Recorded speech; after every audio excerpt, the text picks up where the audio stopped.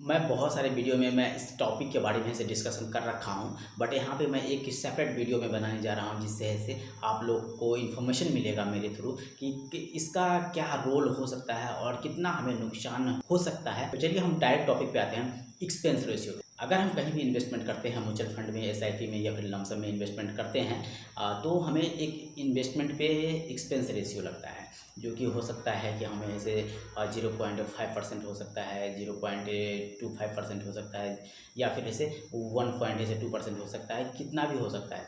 जैसे अगर एनएफओ में हम देखते हैं तो एनएफओ में से 1-2%, 3% भी होते हैं। बहुत सारे ऐसे फंड होते हैं जिसमें जितना स्मॉल कैप होते हैं उसमें थोड़ा सा ज़्यादा, मतलब जितना छोटा सा फंड होता है उसमें ज़्यादा ऐसे एक्सपेंस रेशियो होता है, और जो बड़ा बड़ा फंड होता है उसमें ऐसे एक्सपेंस रेशियो कम होता है। तो जब भी हम इन्वेस्टमेंट करते हैं शेयर मार्केट में तो हमें एक एक्सपेंस रेशियो ऐसे काट लिया जाता है दोस्तों।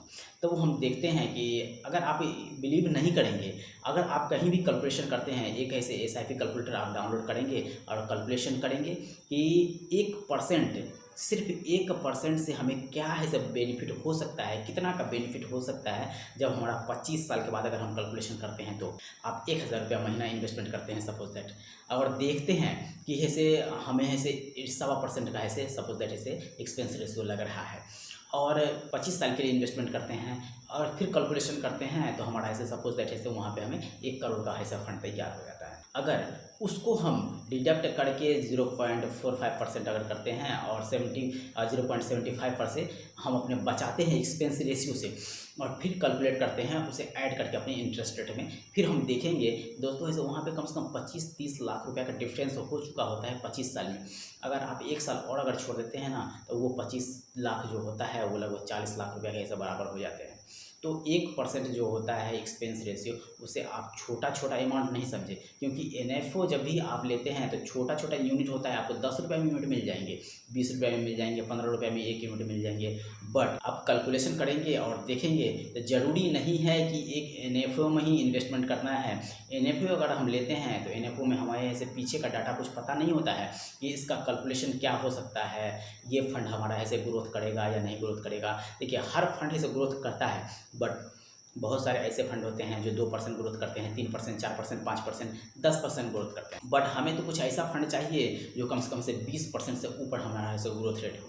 अगर ऐसा फंड में हम इन्वेस्टमेंट करते हैं तो हमारा जो ऐसे कैलकुलेशन होता है 2 करोड़ का, 3 करोड़ का, और 25 साल में, या फिर ऐसे 2000 रुपये मंथली इन्वेस्टमेंट पे, फिर 1 लाख रुपया लमसम में इन्वेस्टमेंट करते हैं। उसके थ्रू ऐसे हम 25 साल में आप 1 करोड़, 2 करोड़, 5 करोड़ का ऐसा फंड तैयार कर लेते हैं। डिपेंड करता है कि हम कितना इन्वेस्टमेंट करते हैं और कितने ड्यूरेशन के लिए करते हैं। तो हम ऐसे 2-4-5 करोड़ का ऐसा फंड तैयार कर लेते हैं।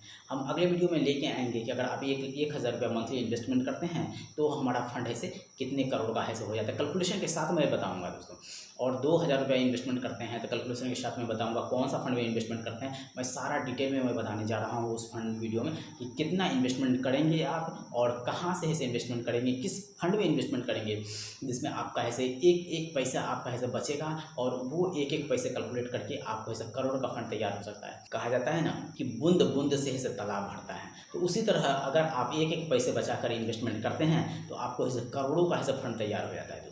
और आप देखते देखते ही आपको ऐसे 2-4-5 करोड़ का फंड तैयार हो जाएगा। आपको पता भी नहीं चलेगा कि अगर हमारा एक्सपेंस रेशियो ये 1% अगर ज़्यादा लगता है तो हमें 25 लाख 30 लाख रुपये ऐसे कम मिलते हैं, और हमें 1% अगर बचा रहे हैं तो हमें 25 लाख 30 लाख रुपये ऐसे ज़्यादा मिल रहे हैं। तो ये आपको सोच समझ के चलना पड़ेगा। इन्वेस्टमेंट अगर कर रहे हैं तो इस चीज़ को आपको ध्यान रखना ही पड़ेगा। अगर इस चीज़ को अगर आप ध्यान नहीं रखते हैं तो सोच रहे हैं वो 1% से होता क्या है, तो 1% से यही होता है कि आपको 25 लाख का नुकसान हो सकता है, और कुछ भी नहीं हो सकता है।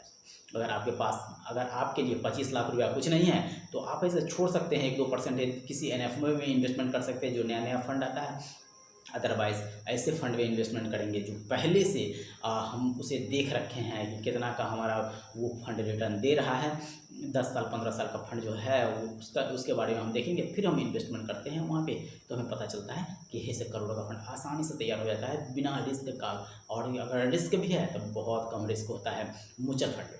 शेयर मार्केट में तो रिस्क होता है क्योंकि हम एक इंडिविजुअल कंपनी में इन्वेस्टमेंट करते हैं, बट म्यूचुअल फंड में हमारा जो इन्वेस्टमेंट किया जाता है हमारे पैसे को एएमसी के थ्रू, वो है सब 20 कंपनी, 10 कंपनी, 15 कंपनी, 40 कंपनी, इस तरह से ऐसे बहुत सारे कंपनी में से इन्वेस्टमेंट किया जाता है, जिससे हमें बहुत कम रिस्क होता है दोस्तों।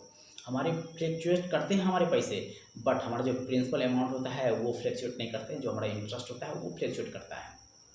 तो इस तरह से आप इन्वेस्टमेंट करते हैं तो आपको काफ़ी ज़्यादा प्रॉफिट होगा। चलिए नेक्स्ट वीडियो का इंतजार कीजिए। थैंक यू, धन्यवाद दोस्तों।